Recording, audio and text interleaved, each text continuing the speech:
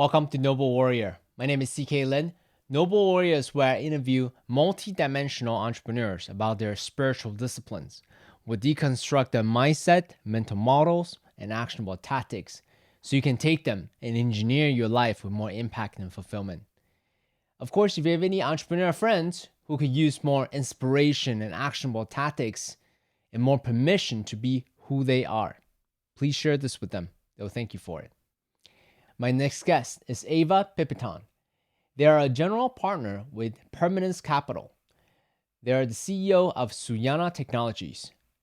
They are a Summit Series Fellow. They are an entrepreneur, advisor, and futurist. We talked about their purpose, building that infrastructure for emergent consciousness to stabilize our planet.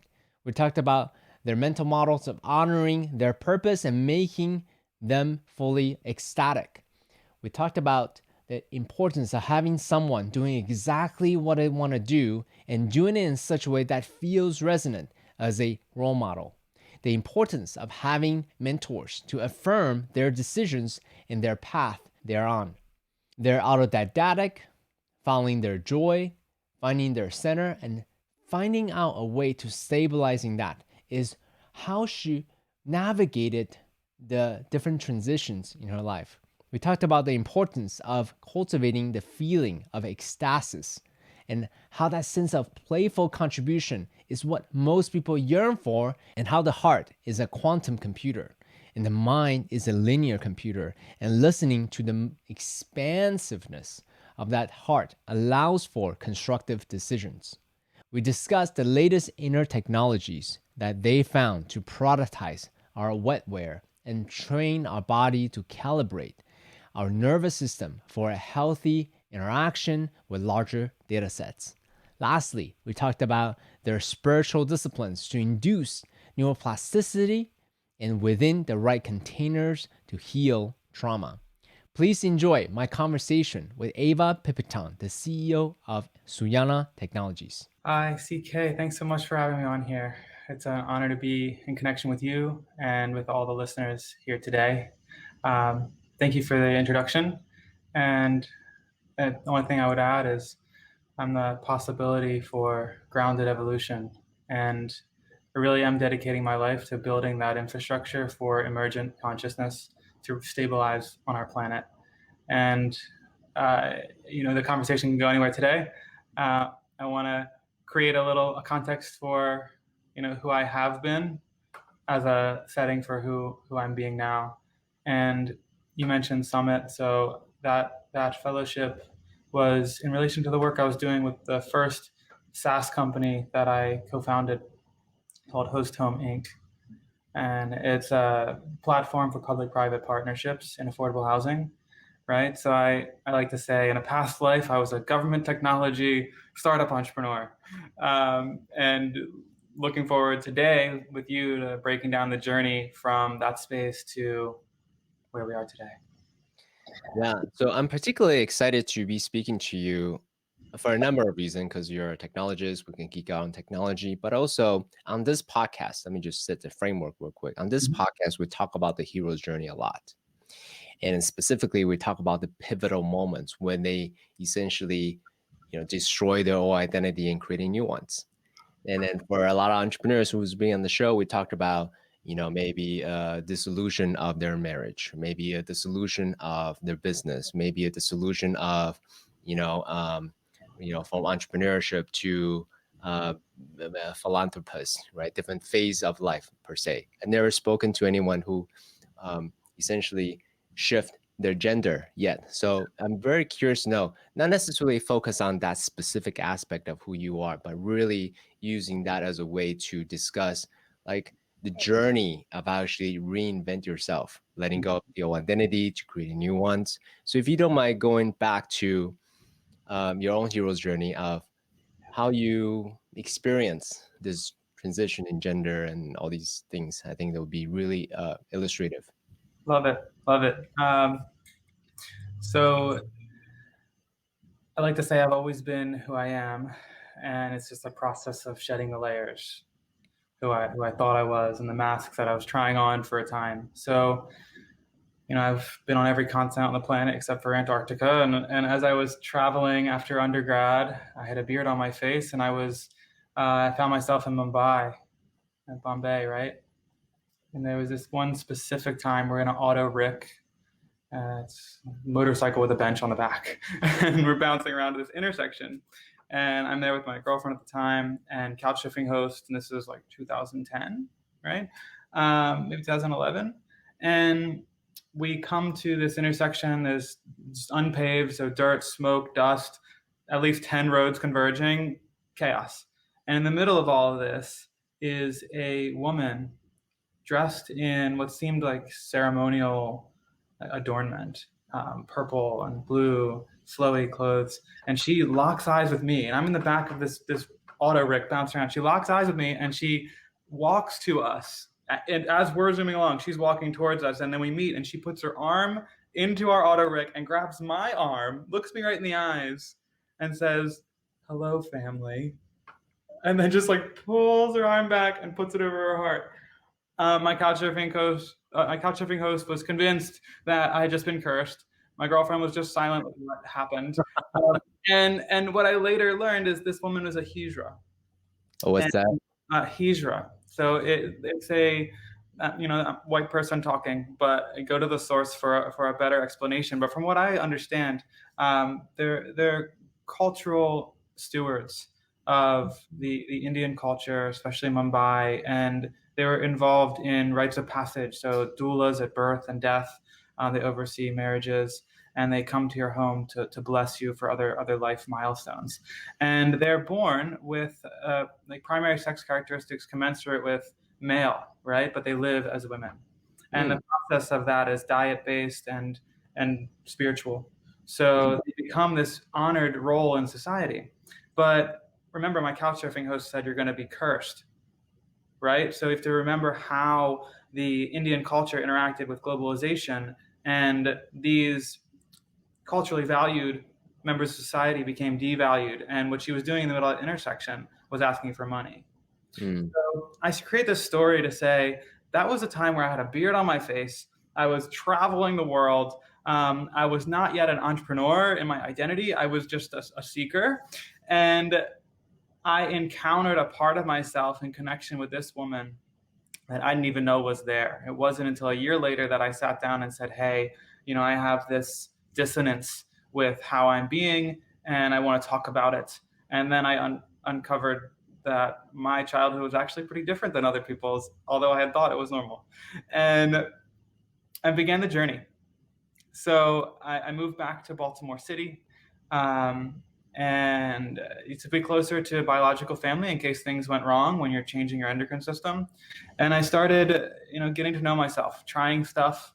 Wait, hold on. Before you start doing the shifting process yet, Sure.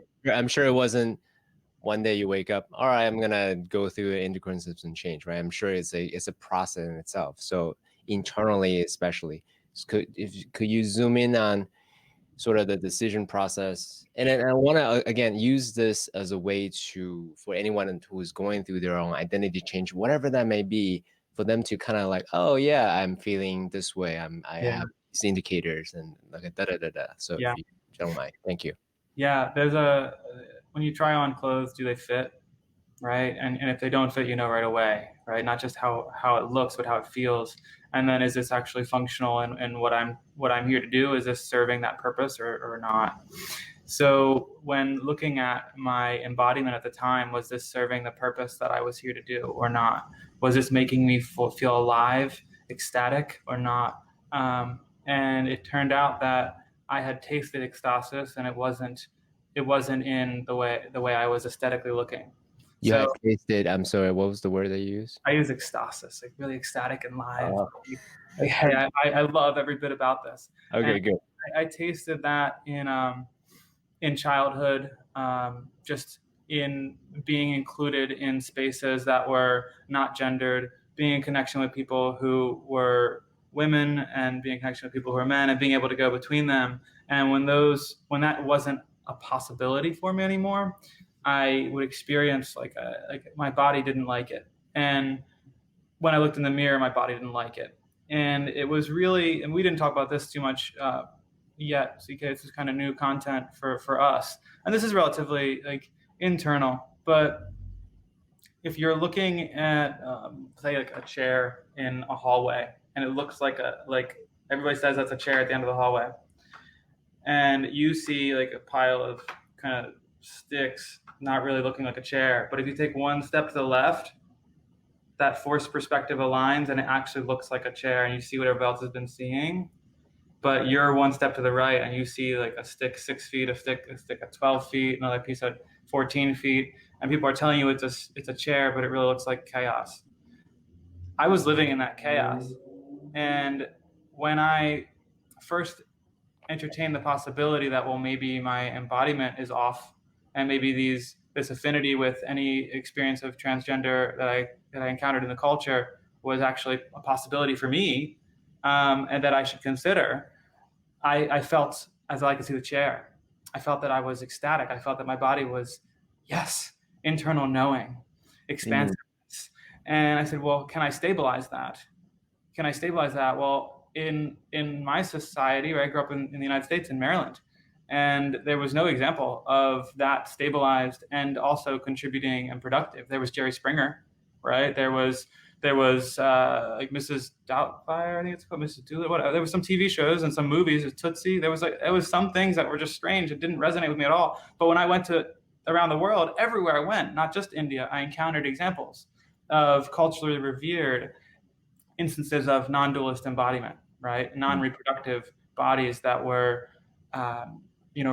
reproducing culture, and stewarding these art, music, etc., and even ceremonial responsibility, and that was attractive. So to kind of you mentioned like bring in the mental model and then the focus. It was really finding some example of someone doing what I wanted to be doing, which was feeling good and feeling aligned and feeling clear, doing it and doing it in such a way that it addressed what I had felt as dissonant before. I see. So, quick recap: Mm-hmm. you felt dissonant in the body, and then you were also looking at some of the cultural icons, right? Whether it's from movies or TV shows, and you're like, okay, it's not that. You were looking for essentially positive role models, like, oh, okay, can I imagine myself or put myself in those situations to say, Yes. oh, okay, that may be a possibility. Is that accurate? Yeah, and everything I tried on, I'd look around, and it's like everything I saw in the American culture was just not it.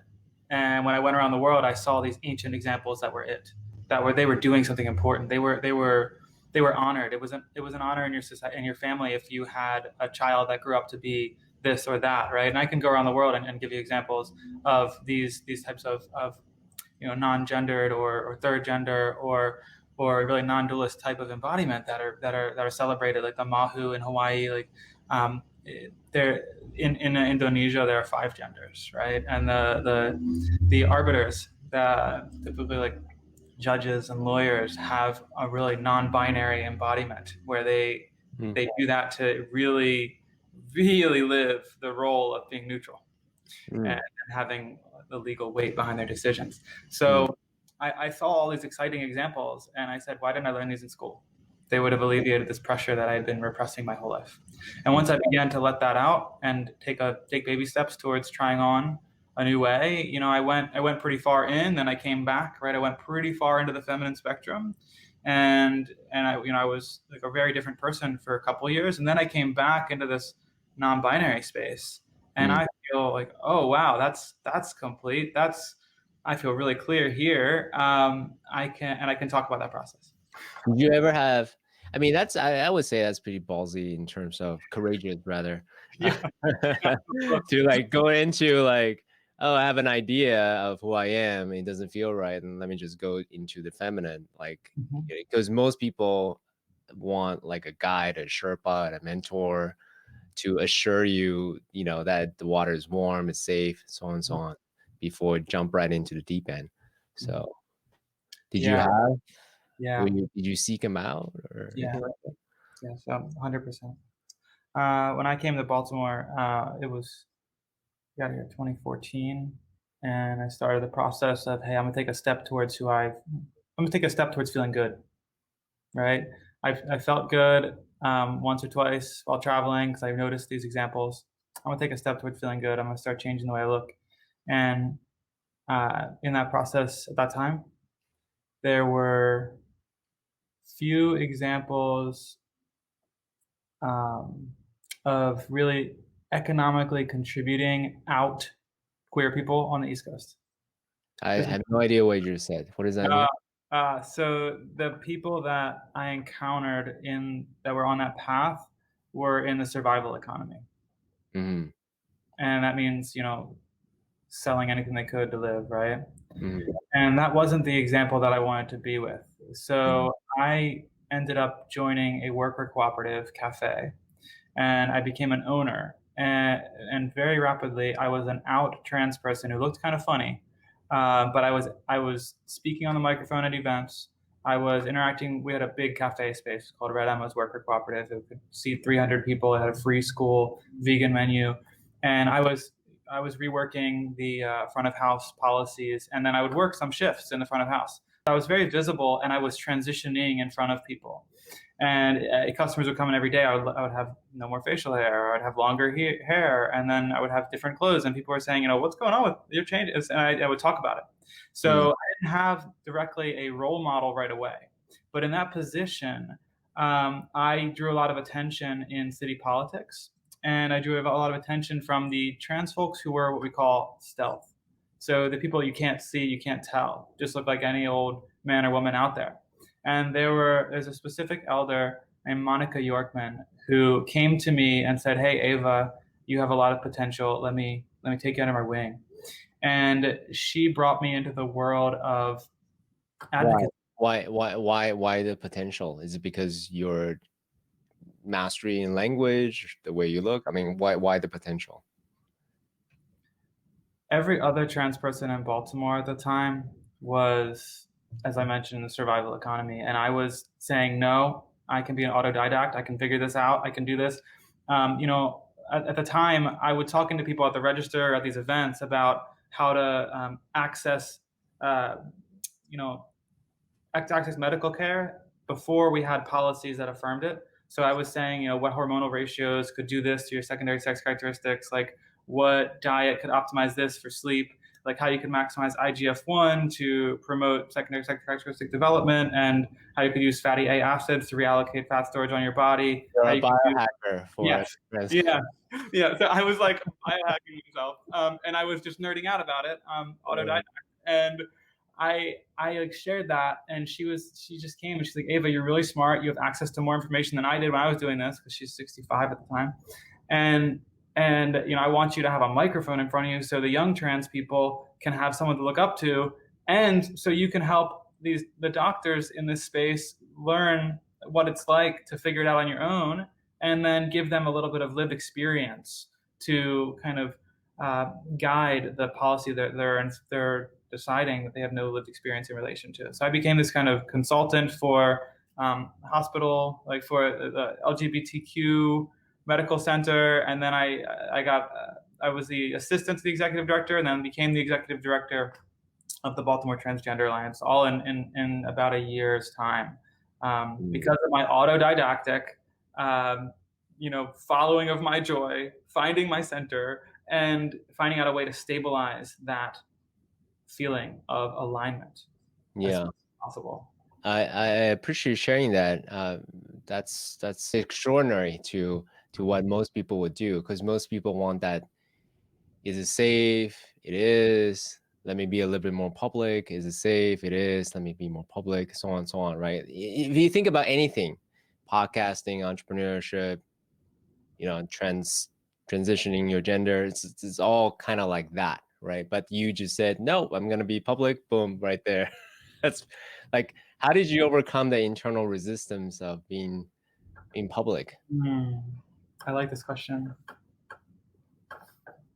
I had a different view of privacy and purpose at the time. And I knew that I had received a really strong education. I went to Fordham University. Before that, I went to a private high school, and I had taken advanced courses in like world religions and theology and ethics and economics. and I was an honor student, and I was a really good orator at the time.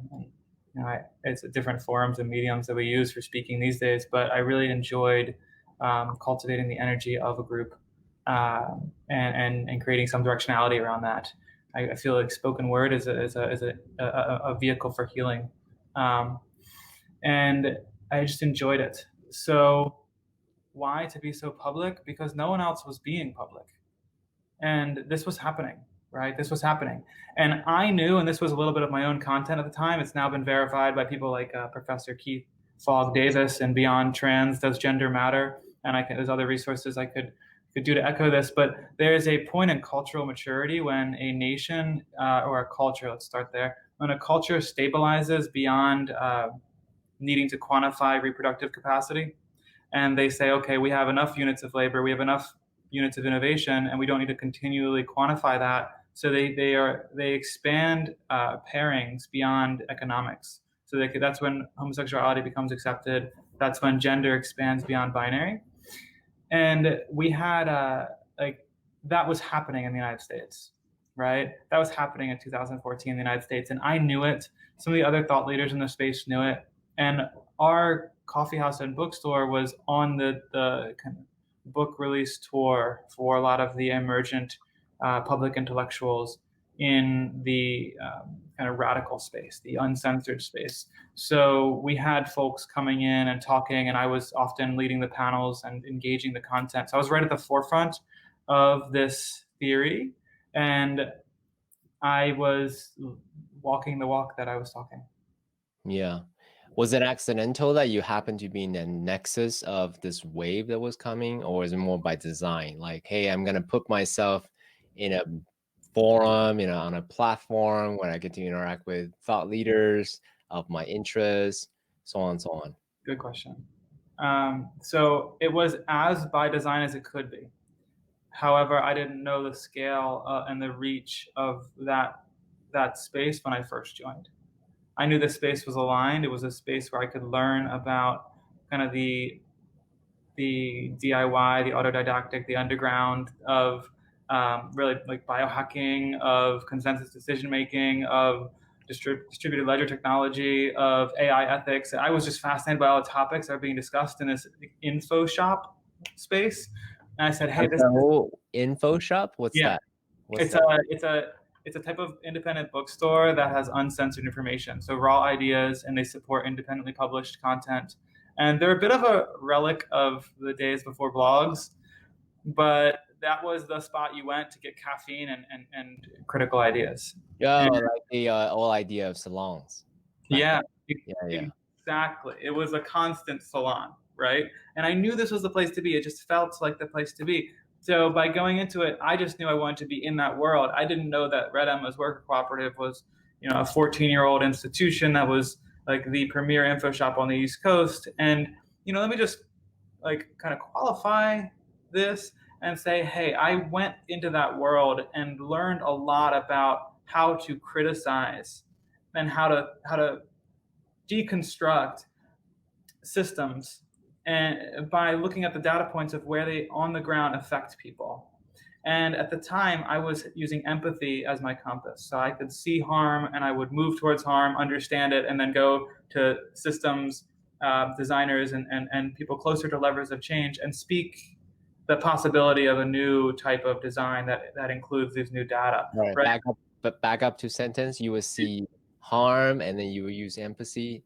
I would use empathy, yeah. Yeah. Can you just elaborate on that a little bit? Yeah, and I wanted to say like that is not the way to do it anymore, right? Okay. So at the time I was young, and I said, "Hey, let me go towards these people doing this new thing and see how I can be of service, or see what's wrong here." And because I had access to people in government, people in business, I could then actually make a difference, right? I could build an organization. I could start a government technology software platform for homo services, taking the learnings of all of the trans folks who continually fall through the cracks and build something that where they won't fall through the cracks, right? So I was using empathy as my compass to find and feel my way towards where the problems were.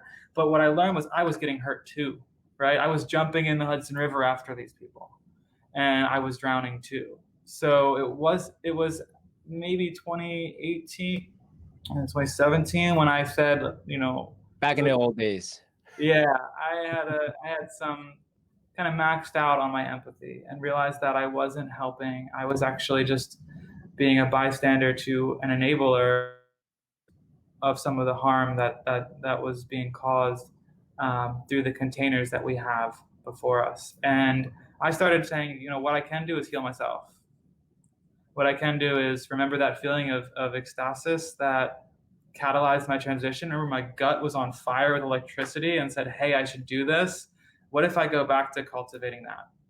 And while maybe I'm not on the front lines of legislative change in the LGBTQ movement, maybe maybe I won't be in that vicarious trauma space, or even tertiary trauma. Maybe I'll be just in the innovation space. And I encountered an idea that, what we're supposed to do is find the healing that works for us.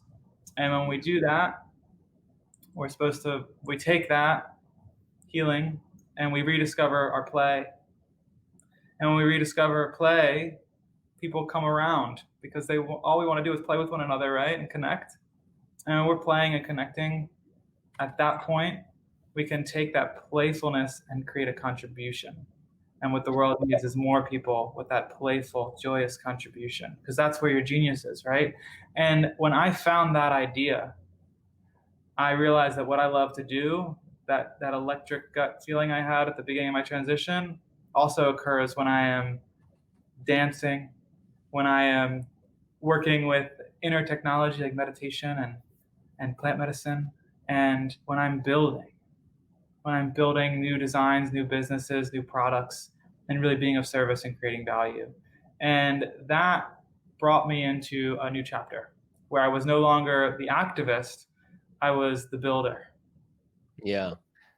Just a pause for a moment. There's a lot of different directions we can go. I'm trying to decide in my head in real time which rabbit hole we want to go with. I think it was Buckminster Fuller who shared this idea of, instead of trying to fix, I'm paraphrasing, he said it much more eloquently, but he basically said, instead of trying to fix the old world, create a new world that's so compelling that everyone want to be part of. So is that what I'm hearing? Not projecting, correct me if I'm wrong. Is that so? Instead of being a militant, an advocate to try to fix the old world, you wanted to essentially inspire people through this intrinsic, innate sense of joy and play, such that everyone will want to create this new world. Is that an accurate reflection of what Yeah, you share? yeah, you're right there. And it was a couple key realizations of Buckminster Fuller. Great anchor point, right? What is it? I'm talking about futurists, right? And ecosystems, right? That's kind of the two words I would anchor his thought in, right? The future of ecosystems and how to build systems that work and systems that have that syntrophic evolution incentive to align the iteration and innovation towards, again, more harmony, more peace, more spaciousness, more people. That's how we want to build and gamify anything we build, such that it evolves in that alignment. Yes, Buckminster Fuller. So for me, that was dance. And I started with just the first ecstatic dance that I discovered. And I said, hey, my inner world, when I'm on the dance floor, I don't know about you, CK, I don't know if you're a dancer or not, but when I'm out there, I have a whole internal reality. There's magic, there's flying, there's expression. And when I first connected in every step and every moment of what I was doing with another person on the dance floor, when I was just unleashing, I was just being me, not holding anything back. And then someone was in my inner world with me. Wait a minute, I can be as divergent as possible. I can be as goofy as possible. And I can connect. That's awesome. I'm not going to hold back anymore. And I just kept coming back to the score. That's what we call it, dance. In like contact improv and ecstatic, you call it a score. I kept coming back to the score, and I discovered other types of dance. Contact improv is where you actually are in physical touch with someone and dancing, and your biorhythms synchronize. Right? Your nervous system immediately seeks coherence. And just so you know, before you actually get into physical touch, there's the nervous systems are interacting, right? Mm, mm, mm, Thinking of like two microphones, and when they get close to each other, if they're at the wrong frequency, they'll make a dissonant squeal, right? If they're at the right frequency, they won't have that. So in contact improv and then in five rhythms, we talk about your approach to another person. When you get into the proximity of their energetic bubble, you can tell if it's a match or not. mm, You can almost navigate with that felt sensation at distance, such that when you're getting within someone's energetic bubble, you're already in conversation mm, for however deep that connection will go. And by the time mm. you reach Oh, physical touch, I have a question, sorry. yeah. So the way you describe it is almost a palpable sensation. Is that accurate? Hmm. I've never experienced that. So I'm kind of an energetic savant. So, I'm not that as energetically sensitive, but I am a curious student. I want to cultivate that. So dance, embodiment, everything you talk about is a modality I'm eagerly, wanting to explore. So please continue with the five rhythm. Oh, got it. Thank you. Yeah. So this piece, when you're on the dance floor, you're on the dance floor. And ecstatic dance was the first time that the DJ spoke intention into the music. It was different from just a dance concert. It was different from a structured technical dance class.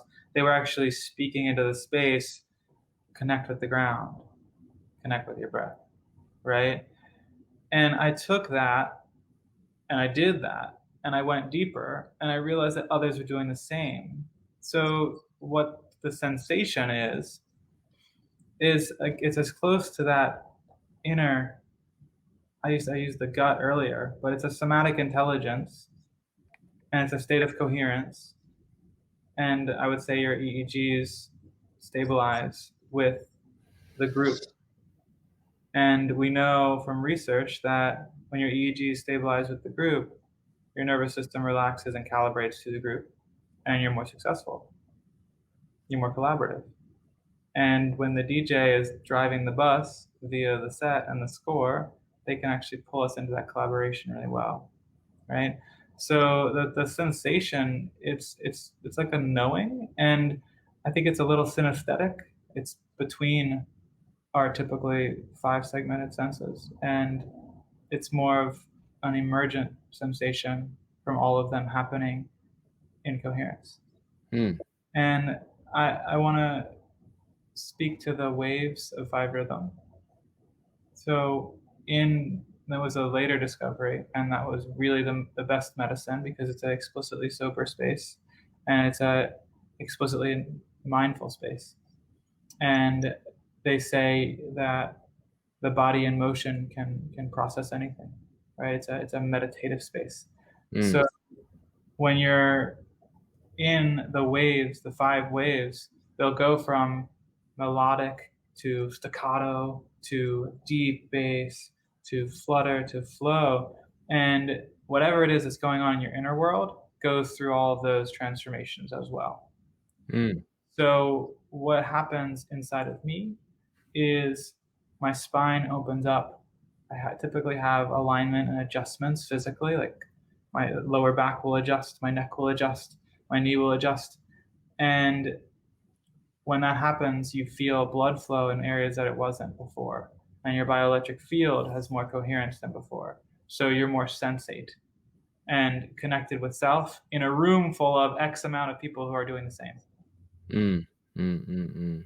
So you said that, speak to folks who haven't experienced that. Um, if you can walk, you can dance, right? And also it's fully accessible. There's people that are seated for five rhythms classes and have different levels of physical ability that experience the whole connectivity. Um, I would really like to pull the dance back to my entrepreneurial journey, right? Yeah. Uh, and in that, so you're connecting in creation and in play in five rhythm, and then you encounter another person and you connect it with self. Now you connect to another person and connect it with self, and then the dance ends, and they ground it. There's a meditation at the end, and then we go off into the world, and what are you up to? What are you up to? Without a doubt, every person that I connect with on the dance floor, being as absurd as I could possibly be, entrepreneur, investor, innovator, without So a yeah, pause for a second. yeah, One of the things that especially entrepreneurs, innovators, visionaries, these like outlier thinkers, I can't speak for you, but I speak for myself. It always feels a little bit of an outlier. I'm like, hey, man, I'm kind of a weirdo. These normal people who love their 9 to 5s are not really jamming. They're really my people. So as I get older, as I have higher, shall we say, development, or actually no, more comfort with my own weirdness, then started a podcast, and then like, hey, you're a weirdo too. Love it. Great. Come on to a podcast. Let's talk about it. 100%. Yeah. And that's the thing. Like if you take the arc of my story and kind of bring it into a little bit more simplicity, like I was a really big weirdo at the beginning of my transition. And if it wasn't for the structural empowerment of a microphone in front of me and an organization behind me, I would have just been a very strange looking person who was just a very articulate, strange looking person. And I took that and ran with it and just like, okay, like if you don't think it's weird, I don't think it's weird, let's go. And really, despite that having, taken a back seat, I think I've integrated a little bit my aesthetic into the world, and I figured out how to rock the aesthetic that I have stabilized into. I still I'm a biohacker. All into the health and wellness. I wear like Vivo barefoot leather shoes, and I drink vinegar and MCT oil and lime juice and cayenne pepper every morning to get my I'm still unique, but I think it allows me to be fully present. I think it allows me to like skunk magic, right? I attract other skunks, but I repel everybody else. And by virtue of us talking, like I know you're also a little out there, and there was some common threads that we have, right? While you may not be in the dance community, inner technology is an umbrella term, right? It's an umbrella term because I can mean meditation, like how I meditate for an hour every morning. I can mean the imaginal realm work that I do, that then I continue doing when I'm dancing, that then I literally invite people into the dance floor. And I can also mean plant medicine work and how to use that as an accelerant for aligned innovation and to relinquish experiments that aren't working that you're still holding on to, right? When to stop a business.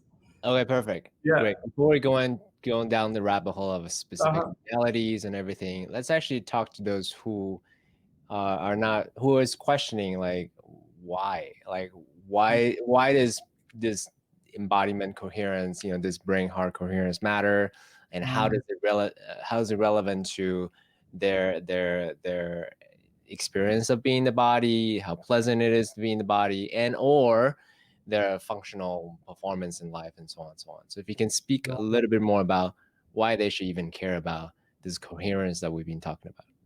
Got it. Well, I believe that our brain has evolved for linear processing, threat assessment, right? And that is, we can talk about the neuroscience of, like, is it dangerous or is it exciting? Okay, is it novel? Could I do this myself? Okay, or am I connecting with this idea? Am I critiquing it, right?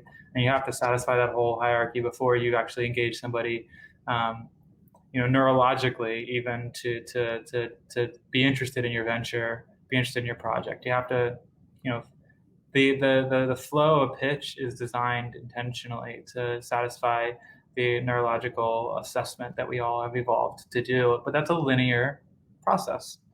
And, we have a lot more technology inbuilt than just this. And I think it's a little bit overused when people say that our heart is the quantum computer and this is the linear computer. However, it's not inaccurate. And when we can really learn the felt sensation here of, is this an expansive option? Is this an expansive vision? Is this an expansive connection? Or is this a constrictive? Is this feeling like, are my psoas muscles tightening? Am I feeling something in my lower back or my neck? then that's a no. Your body knows that your linear brain may not have articulated yet. And with the rate of acceleration in infrastructure interconnectivity, right? The new sphere is being substantiated via telecoms innovation at an incredible rate. We have millions of minds coming online by 2G and 3G technologies over the next year, and that's going to continue. What the innovation space is going to continue to accelerate. Cultures are aware of each other. To integrate all of that in a timeline that works for maintaining peace on the planet, we need to start using this. So one of my kind of side interests is actually what augmented intelligence can be in the future of augmented intelligence. The World Economic Yeah, unpack the term augmented Oh, intelligence. sure. Let me couch it in the World Economic Forum has ethics on AI, and I'm a part of the Global Shapers, which is like a feeder pipeline for World Economic Forum contributors. And I've been in there for several years. And I've been in discussion now with the people writing the agenda for the AI ethics segment of WEF's conference this year. And I'm not affiliated with WEF officially, just Global Shapers as a subset, so like codified there. But when looking at augmented intelligence, we're talking about where can big data, machine learning be applied in synergy with human intuition and the human ecosystem to enhance our abilities. So it's really key in like risk mitigation and dangerous jobs like oil extraction, or space exploration or military combat. But they'll essentially have augmented reality and big data insights and the human intuition as to how to ingest that data and move through. So if you're in an oil rig and there's a pipe, you're looking to preemptively address any infrastructural failures that might arise, you could have this data at your disposal as you walk through that could give you some data-backed insight as to where you should be focusing your attention. But at the end of the day, you've been on the job for long enough, and you're going to feel also where to go. And there's actually a book, I think it might be titled Augmented Intelligence, that goes into this in detail with some statistics around companies that have leveraged this technology. But I am really interested in the future of how we can optimize our wetware to synergize with neuromorphic technology, which is wearable devices that can train our body to calibrate our nervous system for a healthy interaction with larger data sets. And this gets nerdy and a little bit domain specific, so I want to make sure that we're keeping a space where listeners can have fun with it. But just to say, in the future, our archival systems will be built in such a way that they can be intuitively navigated. So if you think of something, you can follow the file tree and directories to acquire the knowledge that you need and operationalize that knowledge. And if there's sufficient neuromorphic advancements in the wearable devices that we have, which means we can have essentially BCIs or brain computer interfaces that are non-invasive, then we should all be able to access that kind of superpower. And it's time now, while if you're not in the heads down engineering of those projects, it's time for us to think about the integrity of their future application and the social impact and cultural impacts of their future application, and also what's possible in the innovation space with tools like that. And that's where I'm really excited as well. Yeah, same here. This brain computing interface is really exciting. I think it was Elon Musk who said, basically, our ability to, our fingers right now is or our voice is the way to access data, and it's super slow. And then he's dreaming about his new venture is this implant. Yeah. What is it called? The neural net? Neuralink? Yeah. As a way to access this computing. Question. I'm a huge believer of this cultivation of self-awareness, because in my mind, once I'm aware and I can attune to this coherence, and from that place, then we create from a place from neutrality rather than some biases that I have and don't really know about. So I'm a huge believer of we make what we are. But on your website, you said we are what we make. So if you can unpack we are what we make versus we make what we are, I appreciate that very much. I love that. I love that.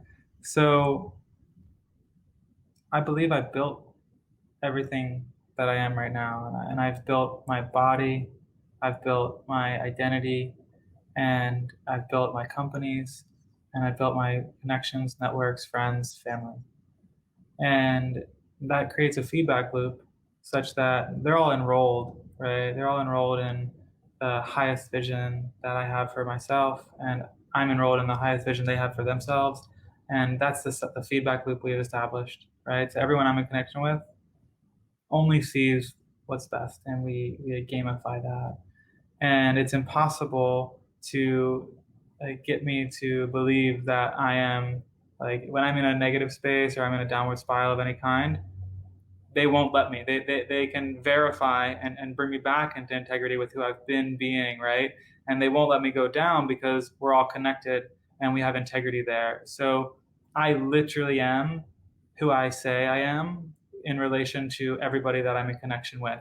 And I think that the word integrity is really critical there. So I build these things, they do something, create value in the world, and we articulate that with these words. And that's reality, right? In the beginning there was the word, and from that sprung a whole new realm of possibility, right? Like that's the first words of the Torah and the Judeo-Christian Bible, because the language is the technology of creation. So I said we are what we build, and I meant it intentionally as an inverse on how you expressed earlier, because it's about creating with our word, enrolling others in it, and then having that come back to us and verify, and then we go back to them and verify, and then we can go from there. We can work from there. And then in that space, we can start actually the construction of something bigger than either of us imagined. And that's what I'm about. Yeah, I appreciate that. Yeah, it's kind of a leading question because for me, I believe actually is both, right? Mm-hmm. Yeah. I I make the thing out of my own ideas and creation, my mindset, as well as now the thing makes me because I'm using it. So case in point, Social Dilemma, the documentary, the technologies that we build, social media, Twitter, Facebook, we make it as a way to serve, to help us find information that we want, but ultimately it turned out to polarize, our opinion because it just serves us what we really want to hear, right? So Mhm. Yeah, no, 100%. The tool shapes us. And I think like what Tristan was going for in that, right? There's an unregulated market on manipulation. Hell of a punchline, right? And that's, we call it like psychometric behavioral change.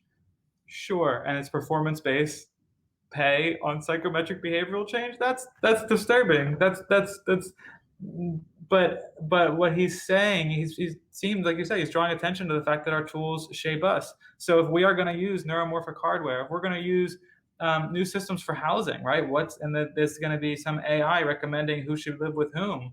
What's that going to do to cultural innovation? And is it going to create a bias towards like coagulations of culture that's feedback resistant, right? If it provides like in-group, out-group, or provides this like deep cultural alignment, is that good objectively? It can be very good in many ways, but it could also be feedback resistant. So I think that our tools create problems as they create value. And it's important to be conscious of all of that. And then we can choose what to focus on, right? And I like to focus on that sensation that guides me, that when my gut's on fire and my heart's aligned and I can be in connection with someone. And even though in that connection there could be other aspects that are unconscious, we know that. And we've used our language to state intention that is, let's do this. And we can go from there.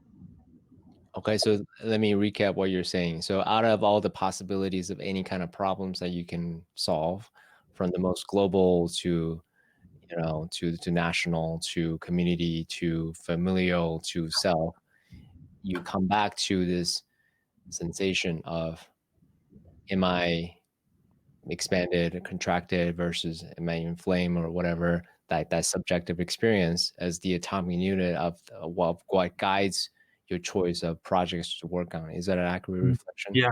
Yeah, it has to make you come alive, and your body has to verify that you're alive, right? So and I want to clarify that too, right? So that is the atomic measure of, as you just said, that somatic awareness. But also, like, I may think that what makes me alive is to, you know, A, B, C, and D, like to have a motorcycle and to like go skydiving. But then I get those things and I'm like, actually, skydiving's fun, but it's like an adrenaline max out. But there's a lot of other ways that you can get that are actually longer, easier logistically, and have like a longer lasting joy. And so it's almost that your body knows that, and you need to get that data from your body to actually make the decision. So if you're looking at, if we have a bunch of deals, say Permanence Capital, we look at funding and catalyzing human performance, and we're really interested right now in home health licenses, so like med spas and IV clinics and things, as a vehicle for the emergent therapeutics, right? Functional medicine and things. And in that space, we can have solid data on a company having just great multiples, and just being a good asset. But does the team make us come alive? Does the brand, is it positioned in such a way that is exciting and feels good? And if we go in the place, do we feel like that? There's an intuition around it. And yeah, I want to push us back towards that kind of decision making. Got it. So you don't just look at the deals, the numbers, but also how do the owners or the entrepreneurs or the staff make you feel, as well as the brand? How does that make you feel? So you actually look at it from multiple lenses, that fractal lens, rather than just numbers. Let's crunch numbers and see the multiples, blah, blah, blah. Yeah. Because it's just because that felt sensation will show up in the numbers later. Yeah. So quick question. We're kind of doing a parallel track right now, but when I look at the life through your lens, right? What makes me come alive? So then I experience ecstatic. I can't say that word very well. Ecstasis. What are some of the systematic way that you can help this person keep track of whether, is it ecstasies of 10 out of 10, 9 out of 10, things like that? Is there a way, how do you think about it as a systematic way to explore it? Yeah. I would look at where you experience coagulation at any level. So if it's in your output and your productivity, if it's in your relationships, if it's in just getting through what you've laid out for your workday, if you're experiencing coagulation, or if it's in your body or in your digestion or in your emotions, any coagulation, it's time to run a process, right? And coagulation means what for you? Slowing down, being stuck. Stuckness. Yeah. Think about mucus, right? It just doesn't feel good, right? There's in the plant medicine community, they have a different language, different cultures for it, but it's like this phlegm. And when you're experiencing that, what I help people with is having a really full tool belt where they have several different things they can do in those situations, and they can run a program. So for me, 2:00 p.m., if I'm hitting that slump, my mud water has worn off, and maybe my qualia mind has run down. I pick up my bow staff and I go out for a 10-minute spin. My headphones are in, and I'm doing a flow for 10 minutes. And then I come back in, and all of those problems do not feel the same. There's a whole new algorithm that I'm looking at them through. But that's just one, right? And that works for me because I'm a bow staff dancer. But for people that don't have their flow dialed in yet, or don't have their dance method dialed in yet, we already talked about the breath today. And, we began this session with little box breathing. Beautiful, beautiful addition. I like to give the body more somatic awareness of itself. And really easy, can be done at any time. I'm actually do right now. But when your thumb and forefinger touch, this completes a circuit in your nervous system. It's called the Gila Mudra in yoga. Just having that as you're working, it gives your body awareness of its own bioelectric field, and it gives your body awareness of its own inner alignment. So you can have a heightened sense of intuition as to what postural changes need to happen to address that coagulation that I mentioned. And if you can stack on top of that, right? You can go and do your 5-10 minutes of movement, come back and sit with the Om Mudra and take a few breaths, right? And now you've just stacked, and they all amplify one another, and now you'll have more flow. You'll have more coagulation. And that's not just bioelectric flow, it's cardiovascular flow, and then it's cerebral flow. So I'm a huge proponent of little things like that. And then since we talked about weirdness, I want to throw a little bit less common um, thing I do out for people listening. Um, we have like a lot of pent up. If we don't connect what we download to who's supposed to receive it, then it can get coagulated within us. So Wait, back up one sentence. What did you just say? One more if we time? don't if we don't connect what we've downloaded to those who are meant to receive it, it can coagulate within us. So if you have an inspiration and you're supposed to steward a vision, and then you can't figure out what to do with it or how to get it to stabilize, it may begin to cause harm in you. So that's a big example. Of smaller examples are just some kind of emotional dissonance or pain or maybe a traumatic experience. I am a big proponent of actually working with plants. And the biggest plant you can think of is a tree. And if you're just beginning, like you're out on a walk and you can just put your hand on a tree and lean, they love our waste product. So if you just breathe and exhale into a tree, it can take every bit of the energetics of what you're no longer using and just compost it. And you can feel it go right down into the roots. And then you can breathe back in and take whatever that tree has to give you. And as I began doing that, like 4 years back, I had a healer, indigenous woman. Her name was Cedar Woman, and she taught me to always go to a tree and just kind of put my hardship into it, and then breathe out whatever the tree has to give me in exchange. And I said, "Well, wouldn't I hurt the tree? But why would I put my pain into the tree?" And she says, "It's compost to them. It's energy. They love nitrogen. Like give us on your waste." So we don't need to actually go and touch the tree if you don't want to, if you're walking, but you can imagine. Mm, You can mm, imagine all of the pain, all of the hardship, all of the coagulation, or your story of underperformance. Fertilizer. Someone mm. else's treasure. I love that. Thank you. Actually reminds me of a viral video of how this guy essentially this guy's an empath. Is a cartoon. This guy's an empath, and then when he meets people with their hardship or challenges, he would basically take away their pain and but store it in his body. And eventually, his entire body becomes black, and then it wasn't until he meets his dog that he was able to transmute all that energy to the dog because the dog loves it, right? So it's a Mhm. beautiful thing. So I That- appreciate that imagery. So let's transition from the personal practice to your whole philosophy is you want to empower people to experience that. So I'm curious to know why not, let's say, invest in a whole line of media company that teaches people embodiment practices. Why go into, let's say, wearable technologies or a line of spas or things like that? Can you share with us a little bit of your fee in terms of investment, in terms of starting a company from your point of view, yeah. giving your purpose in life? Yeah. Infrastructure, right? Infrastructure for emergent consciousness to stabilize here so we can have this new generation of leadership to address the problems that we're inheriting. And infrastructure is built. So when I look at telecoms, media, branding, it's critical to actually meet the people that you're interested in helping and serving and positioning yourself to be in their awareness at the right moment, right? Critical skill set. But also it's not the structured thing that you can hold in your hand. So for me, the best brand is it has to have a physical product at the end of the day, and that relates to your body.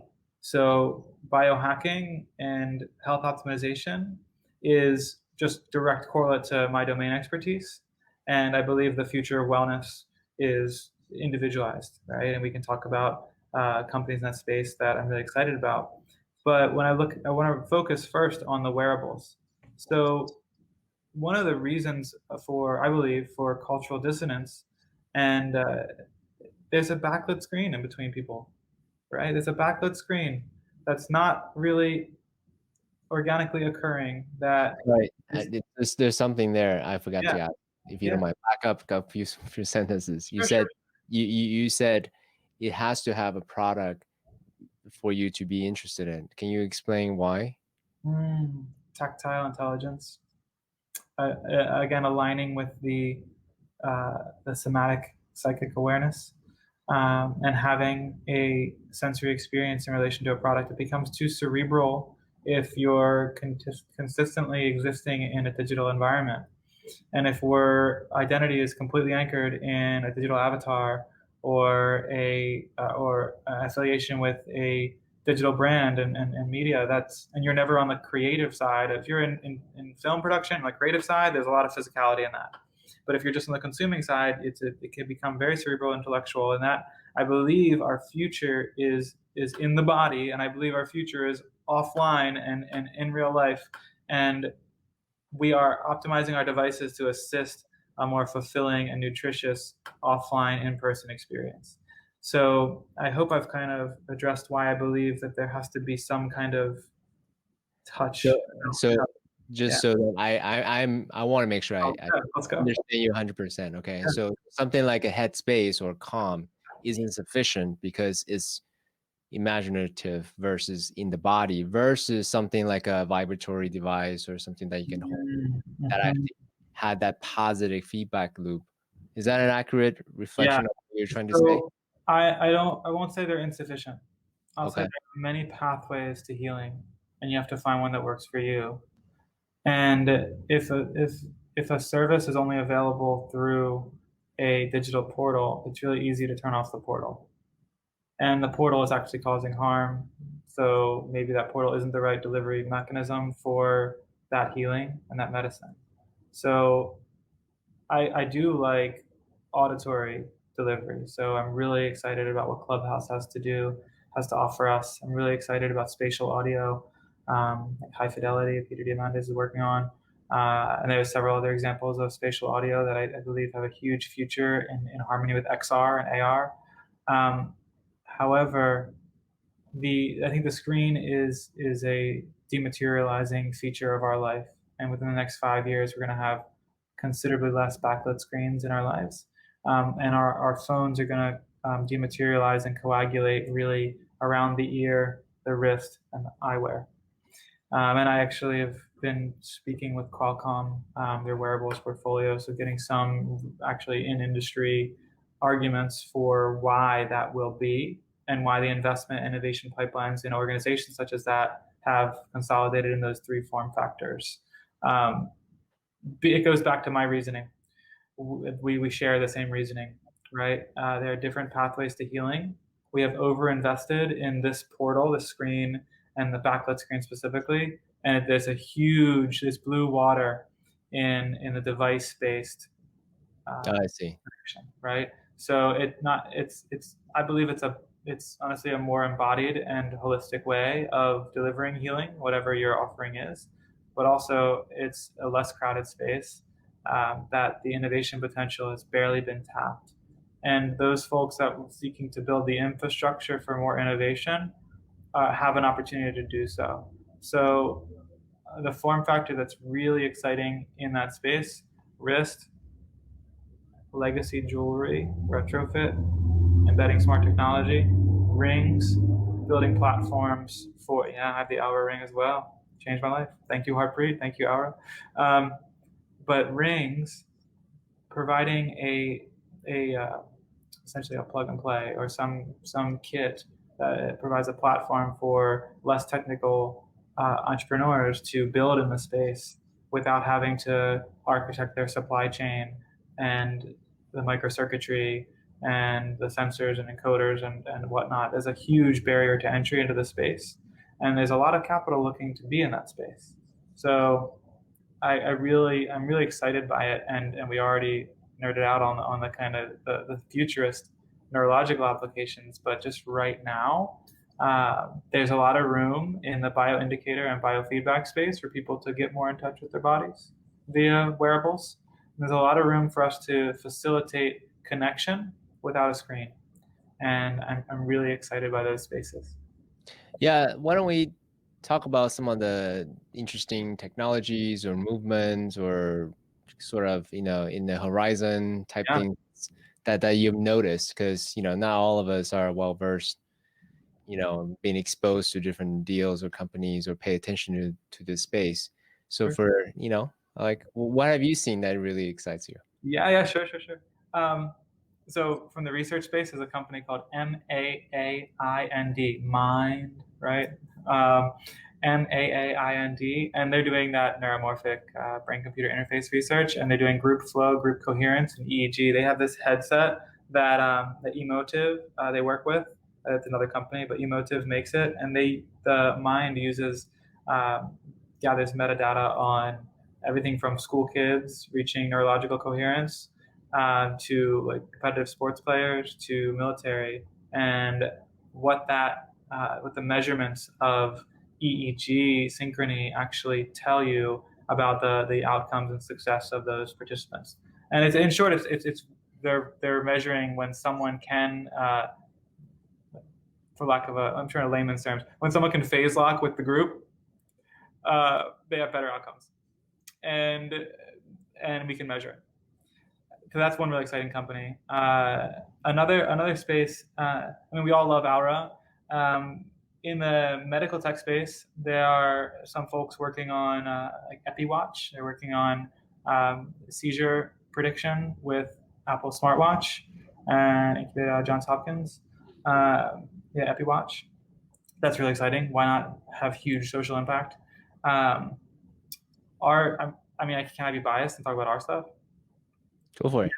Okay, cool. So I think there's a huge opportunity to activate all of this jewelry, especially like family heirlooms and legacy jewelry. So like sororities, fraternities, graduations, right, alma mater, you have rings that are beautiful and you wear them all the time. Why not embed technology to make them functional, right? So that retrofit as a service that's an emerging market, and it's blue water. There's very few companies in that space. So Suyana Technologies, we're working with a few of the jewelry makers and some watchmakers on retrofits.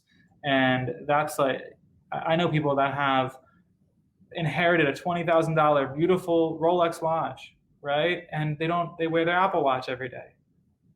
Can we actually activate that family heirloom and keep it alive in some way while keeping pace with innovation? Yes, we can. It's not that hard. And with some of the new chipsets that Qualcomm's produced, it's actually technically very feasible.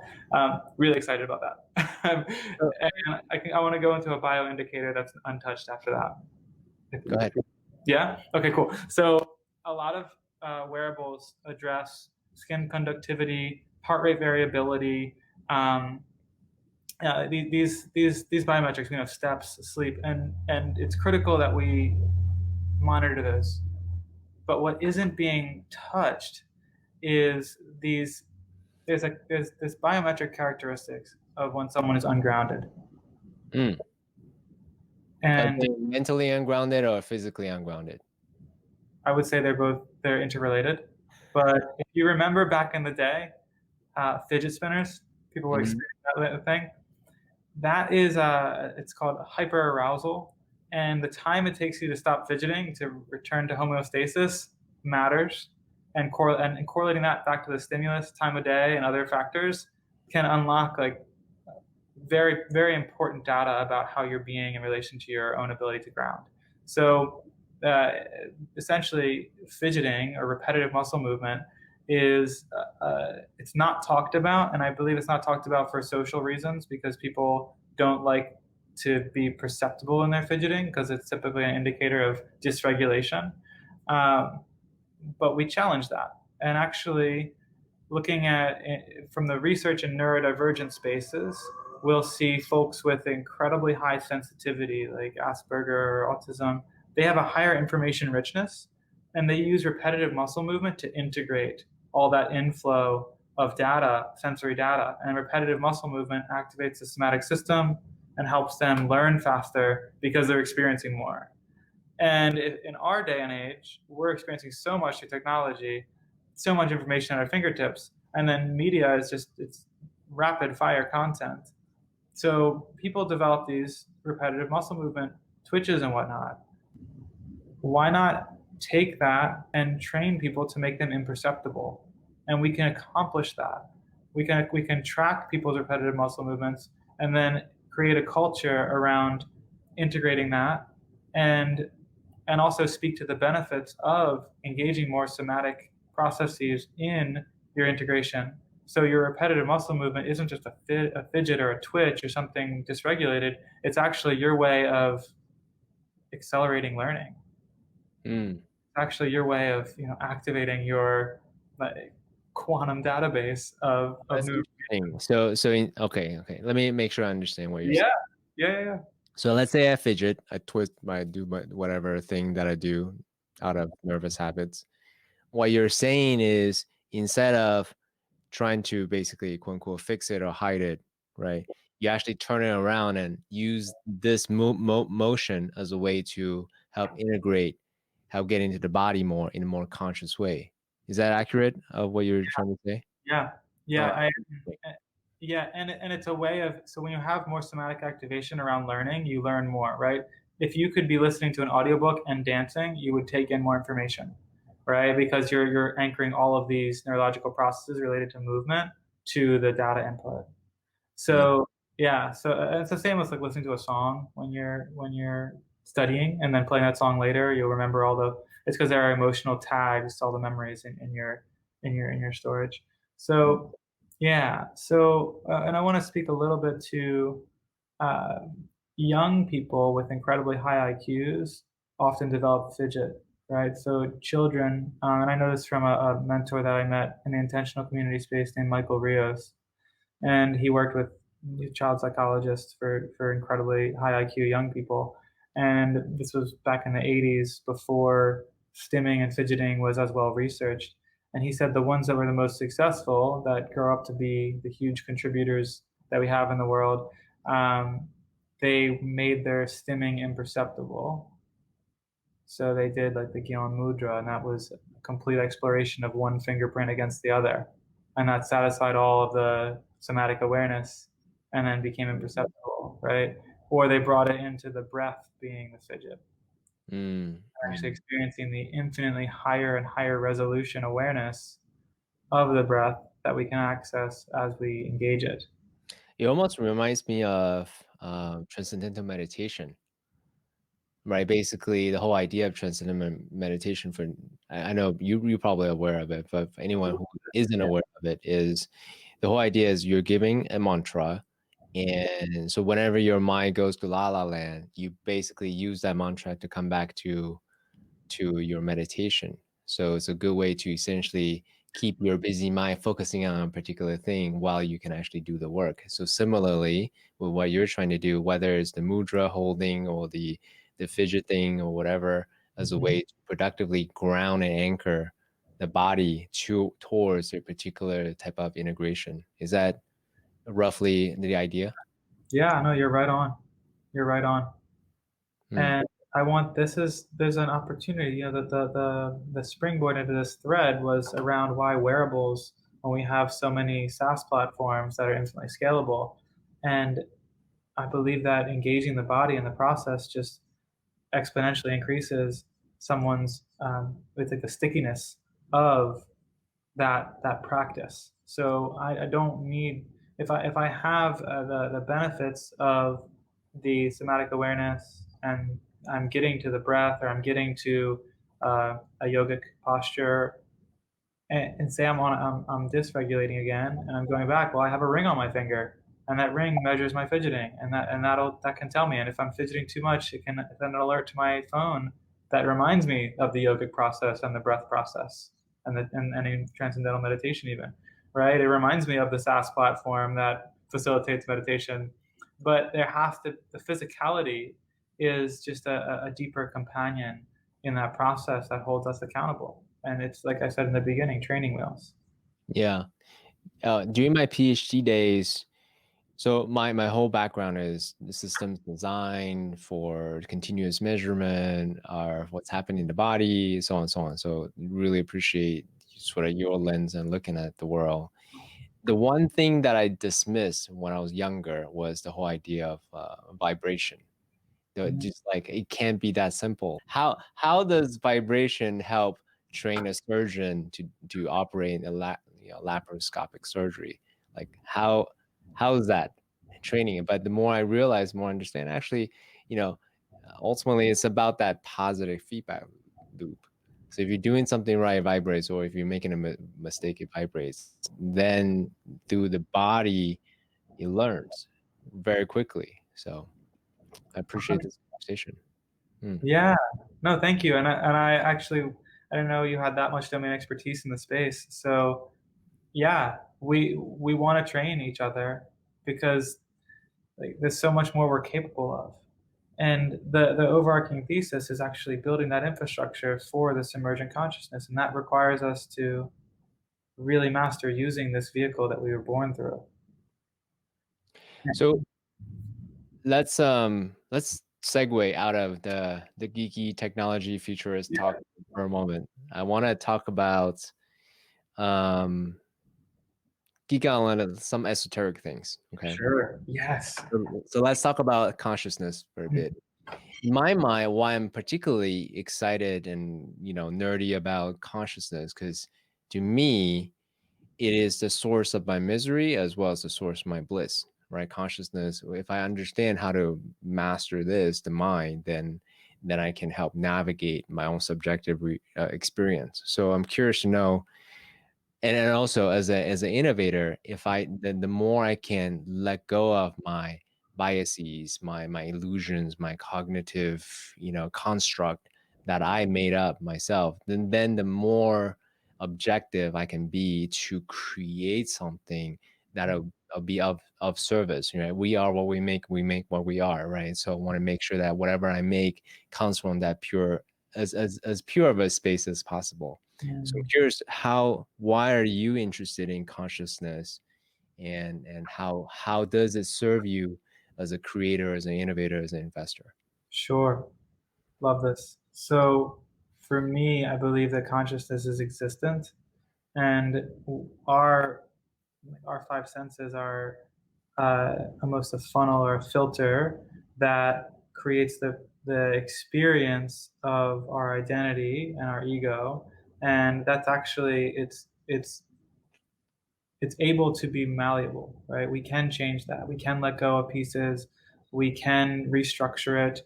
We can be like water, and then we can be like ice, and we can be like water again. And in that, um, I believe that in positioning ourselves as far upstream as possible by whatever methodology resonates with us, we can tune in to the actual system, the planet, the human collective, and we can see where are the person we've thought we've been the whole time, the person we've been pretending to be, that human that we are, that's our antenna, right?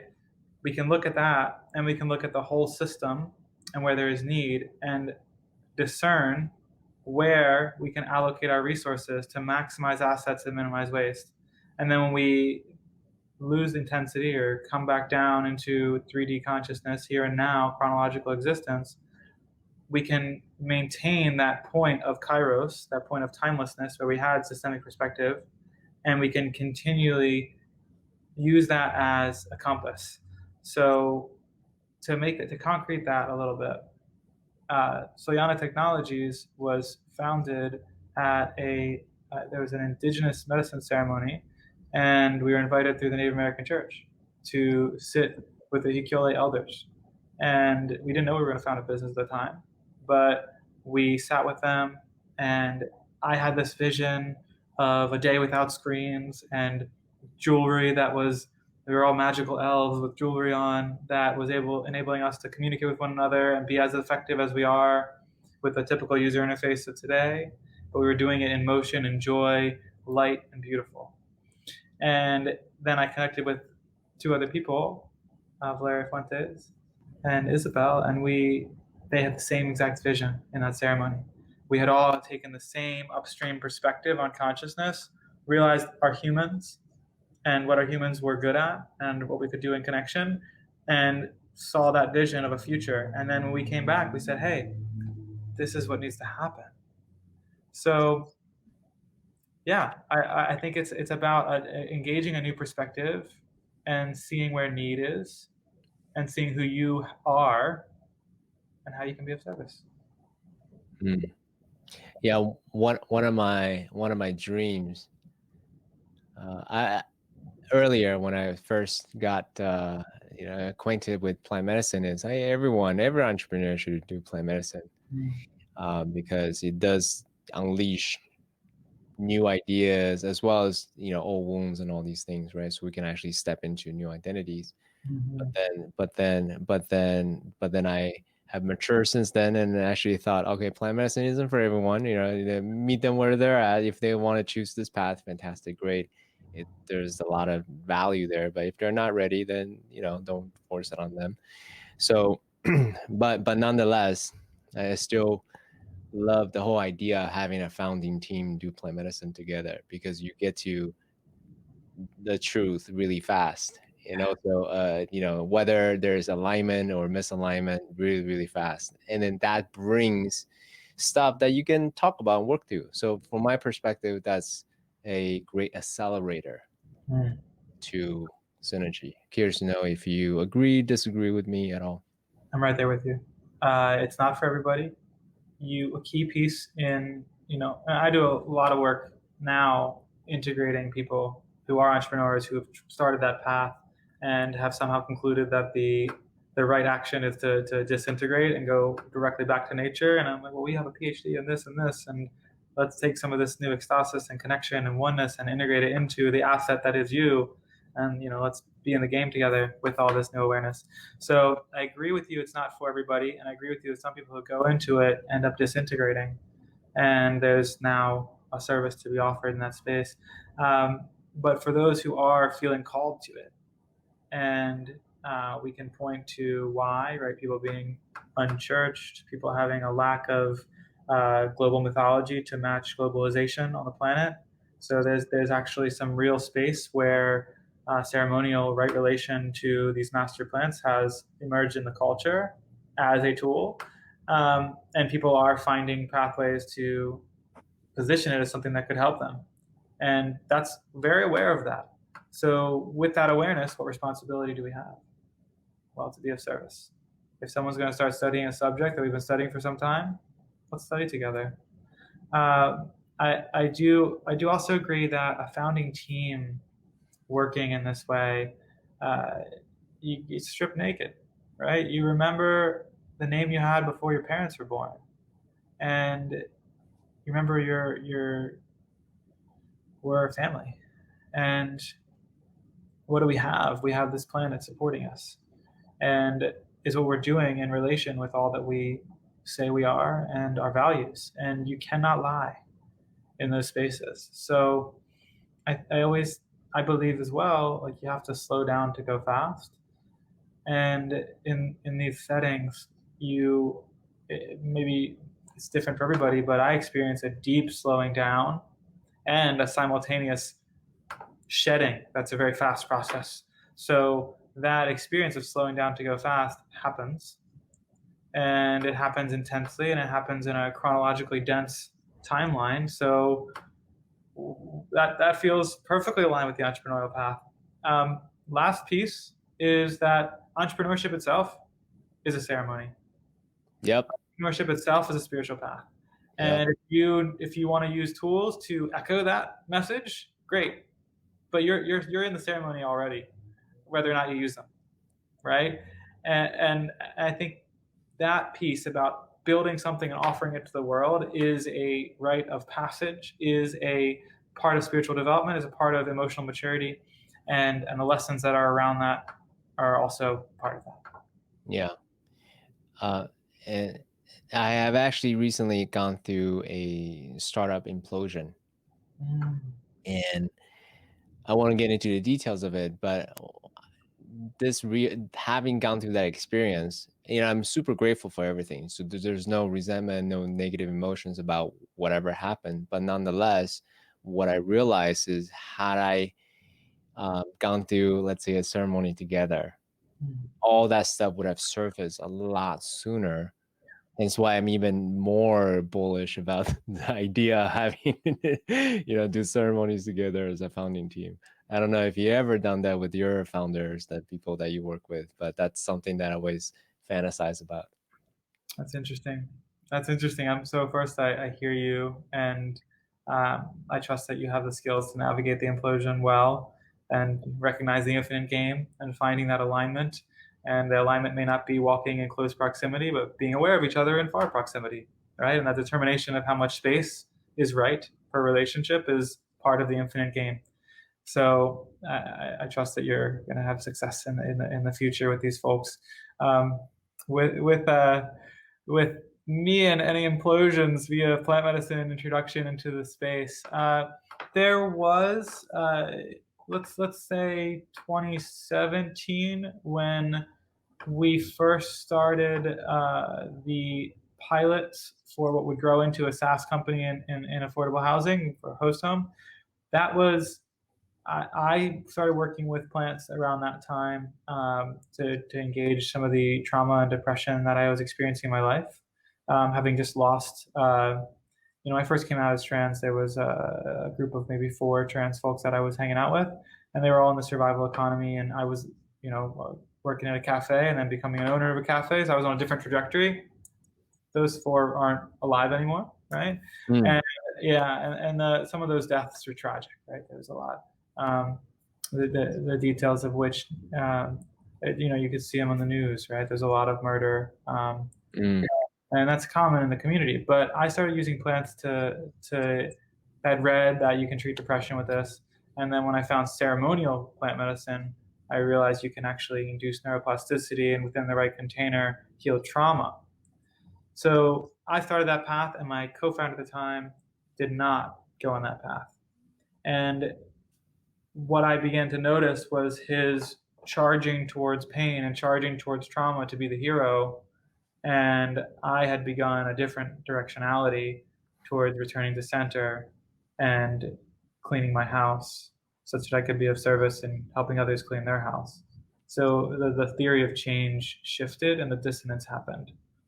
And that in communication created a dialogue around which tools are the right tools, and is Ava's path right or was his path right? And no one's right. We're in different spaces, different places, and it's right for you. It's right for you, but it doesn't mean that we're aligned. So I won't say it was an implosion, but it was a decoupling early on. Mm. I like that. Decoupling. Yeah. Yeah, okay. I'll start using that word. I think that's probably a little bit more precise. Yeah. Yeah, and I absolutely love him. Like, he's a great guy, and he's going to do great things in the world. And we are all at different stages of development at different times. So honoring where we are, right? We don't want everybody to get to the exact same archetype that we are embodying at a given moment. We want them to get the next step on their journey.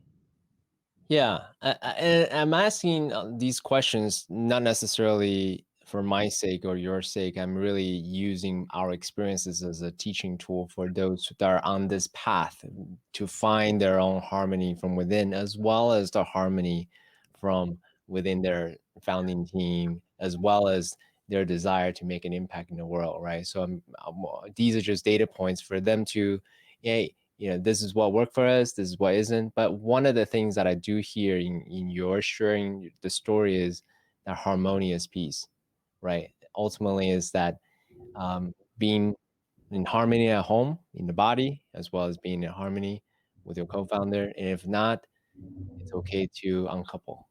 Yeah, Yeah, 100%, 100%. yeah. Let's jam a bit on Clubhouse and similar infrastructures, Yeah. as especially as young innovators, thought leaders. So you're being involved in multiple different communities, from global change makers to summit to I'm sure other things now, and you're leveraging infrastructure like Clubhouse. I'm curious to know from your perspective, what infrastructure has been the most catalyzing to bring ideas together, collaborators together, momentum of an audience to, have that market, founder market fit. Oh, I love that. So let's start in Clubhouse and why I like it, right? And then Yeah. some of the challenges, right? So it's not as commodified as other spaces, right? There's not ads. There's you. It doesn't really matter how many followers you have, although some people believe it does, and that's an artifact of other platforms, I think. Uh, and you have this. You have a little bit of that privacy that you have in, say, Facebook or Instagram, where you can scroll around and find out what interests you, but it's not fully private because then your friend could show up and see you. So it's this new thing where I can jump into an esoteric conversation around global mythologies and emergent consciousness, and excuse me, it can be someone talking about energy work. Um, and I can be in there about entrepreneurship, and then I'm suddenly outed myself. Then I see like someone who is interested in investing in us who jumps in that room because I'm in that room, and then he's like, Ava, you're into this stuff? And I'm like, oh, yes, I am. Hey, great comic week. And it's just there's no hiding, but Mm, there is this perception of privacy. It's an artifact from other platforms, and mm, then that's not the case in Clubhouse necessarily or in the same way.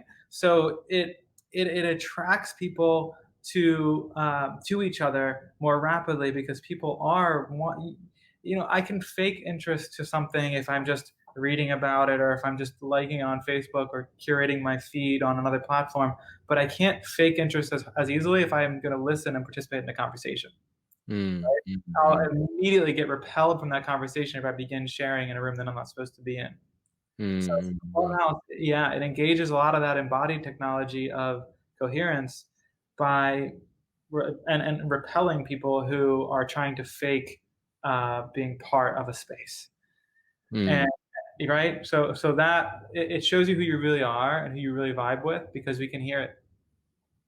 mm. Yeah, I mean, using myself as an example, even let's say even topically, I'm interested in whatever the thing is, but if the not the right people in the right room, as soon as they speak, I'm like, let me get out of here. I don't Yeah, want to hear this person speaking. It's just yeah. energetically doesn't fit for me. Whatever that, hey, all the respect, to whatever they have done. Just where if that person is in a room, I'm let me go search something else to listen in. And wish them all the success in the world, right? But there's a point, and there'll be one room that's going on for 4 or 5 hours, and I'm in it, I'm in it, I'm in it, and then it takes a turn, and it's like, oh, cool, that's what's happening now. Awesome, awesome. I did that already, or like I'm good on that right now. Maybe I have more work to do because it's coming into my field, but I'm not engaging that part right now. I'm going to go engage this part, but maybe making a mental note of that reaction, making a mental note that I had a disgust or a repulsion or a repulsion or an aversion or some kind of dissonance. So maybe I should explore that later and see if there's something there that is unconscious in me. Yeah. But do I have the capacity right now? And should I architect that? So Clubhouse is an accelerant for finding your people, and Hmm. it's an accelerant to just it's much more real. You're actually there. You can't. It's almost like a Burning Man, right? There are no spectators. You're a part of it. And I encourage people to get on stage as much as possible. The expertise hierarchy is a scam that's meant to keep people with good integrity out. Like get there, get in there, and speak your truth, and be heard, and contribute, and you're a part of it.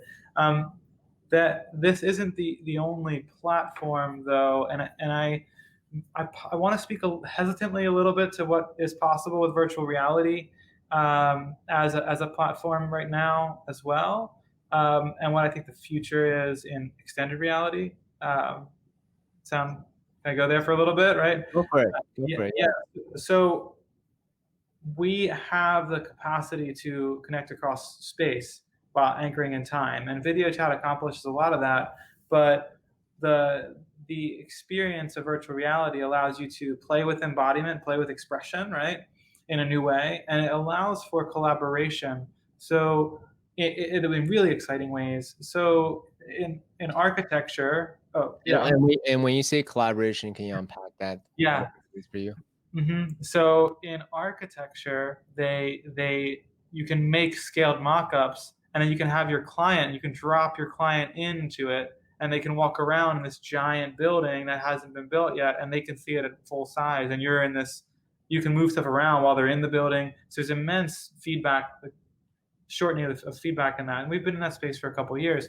But at Suyana, we also use it for looking at product, right? We can have the 3D sculpted product, and we can look at it, feel it, play with it, talk about it, bring out other 3D models of other watches or other eyewear or other earpieces, and compare and contrast in a much more immersive environment. And we can be in the same office together.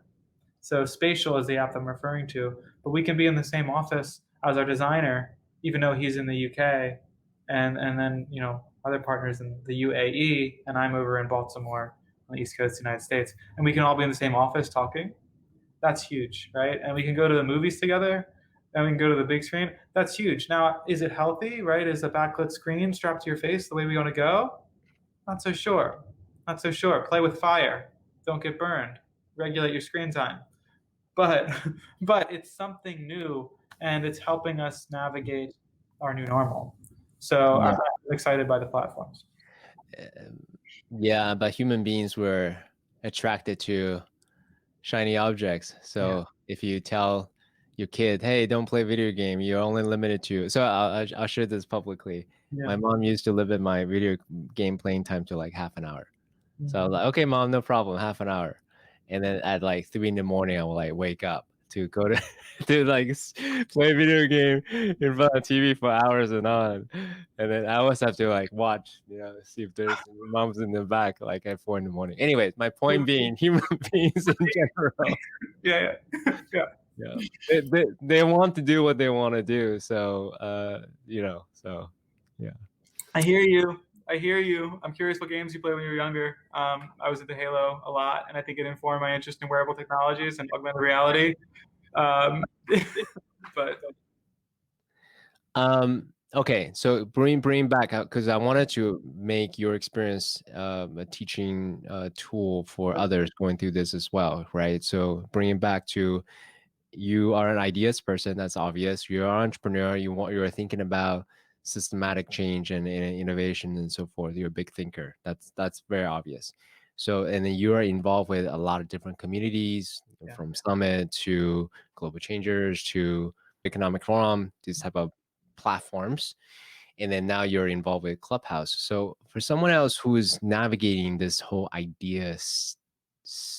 space, what would you say for them? Like, knowing what you know now, can you give them like an 80-20? Hey, do these things. Let's say identify a mentor and identify your niche, and then see how you can relate, and da da da da. So that way they have some kind of map to go on. Because then I say this one last thing before you answer, because there's a lot of pain for someone who really want to make a big difference in the world, but they don't have a path. And so I'm curious to know if you can advise that person who have a lot of desire to make an impact, but really don't know how to go about it, or they have just a lot of ideas and have so many ideas they don't even know who to give it to. What would you say to these people? First is recenter trust, right? Trust that if you're on purpose and you're doing everything you can to better yourself and seek that alignment, and remember who you are, then if you trust, then the tools will present themselves and the mentors will present themselves. So keep going and keep centering trust and being present. The other piece is really learn where your no's are, because in giving your no's, you honor your yes, and that is, there are some things that when you envision yourself doing 2 and 3 or 4 years from now, and think about the sensation experience of waking up into that, how does that feel? How does it feel to introduce yourself as that, to talk to people as that, and listen to the no and listen to the yes? But if you have that future no, and you're pushing through, the trust that the world will respond and push back. So I want to say that honor your no and trust, be present. Mm, beautiful. Hey, Eva, I really thank you for just showing. I mean, we literally just met at Clubhouse, and I felt like, hey, I'm talking to a kindred spirit. Thank you so much for just being willing to go places, to talk about your fluidity and in your transition, your gender, to your different identities from entrepreneurship to, as a futurist, as an investor, how you actually think about the future stuff. I actually don't really get a whole lot of chance to talk to people about the future of technologies and sort of the secondary tertiary impact of it. So I so appreciate that. I'm sure those who are watching will appreciate that as well. Thank you, just being so generous of being who you are. CK, thank you for being generous of your time and your energy and cultivating this space. So, so of course, love to connect more on Clubhouse. Love to get to know your audience a little bit, and keep doing this, keep being here and showing up. So So, for anyone who is interested in following your work, where should we send them to? yeah, avapipitone.com. My website is really the space to find me and connect with what I'm up to. I'm on other platforms too, but I like the curation of the website. Social media has some aspects to it that I think miss out on what's possible through a completely curated space. So avapipitone.com. You'll see my writings there, and I'm going to be releasing some blog posts there soon. Good. And I'd love to get to know you all. Yeah. Good. Do you have a newsletter where they can opt in? Because actually, I'm watching over here. Some people already want to connect with you. Oh yeah, we're just talking about it in the newsletter. So I'm really interested right now in some of the stuff that's going on in the Green New Deal in California and some of the United Nations sustainability goals and some new like material science and some new water filtration, some really interesting technologies that are coming out. And I just want to make sure as many people as possible know about them. So yes, let's like stay tuned for a newsletter. But it doesn't exist yet. But All right. All yeah, right. Well, don't be a perfectionist. The MailChimp, you can get it done yeah, today. we'll do it. We'll talk. All right, man. Thanks so much. Yeah, have a great one.